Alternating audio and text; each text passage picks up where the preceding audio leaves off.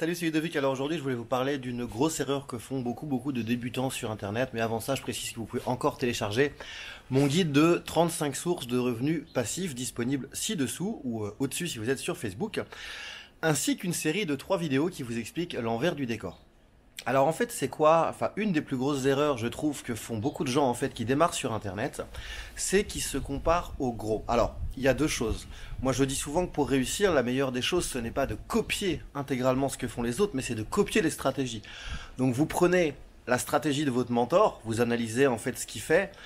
Est-ce qu'il publie régulièrement des contenus? Si oui, comment, sur quelle plateforme? Comment il vend? Est-ce qu'il fait des séries de vidéos? Est-ce qu'il fait des pages de vente? Est-ce qu'il fait du e-commerce? Si c'est du e-commerce, est-ce qu'il vend sur Amazon? Et ainsi de suite. Vous vous inscrivez sur ces listes email, vous voyez le nombre d'emails qui est envoyé, à quelle fréquence, comment c'est rédigé, comment il fait ses offres commerciales et ainsi de suite. Donc copier la stratégie, mais surtout pas copier le contenu ou le produit.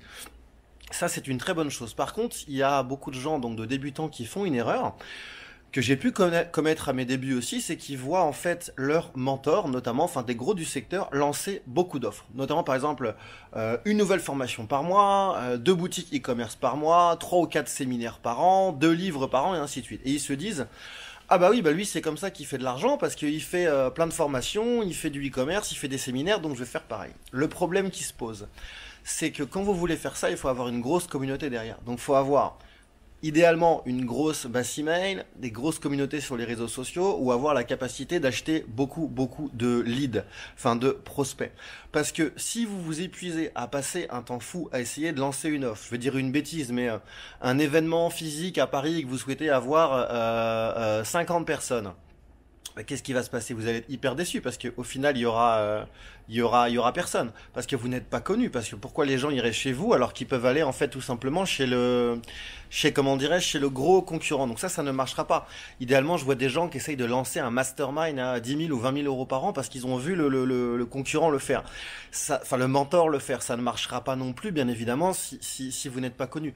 Donc ne faites vraiment pas cette erreur. Par contre, gardez en tête qu'à partir du moment où vous avez bâti une belle marque et une belle communauté, là, quand vous avez vraiment, c'est la théorie des 1000 fans en fait, quand vous avez vraiment 1000 véritables fans, vous pouvez vendre tout ce que vous voulez.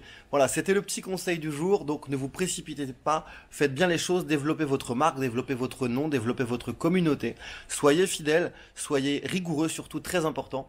Moi je vous dis à très vite pour une prochaine vidéo et n'oubliez pas que vous pouvez encore télécharger mon guide des 35 sources de revenus passifs juste en dessous. À très vite.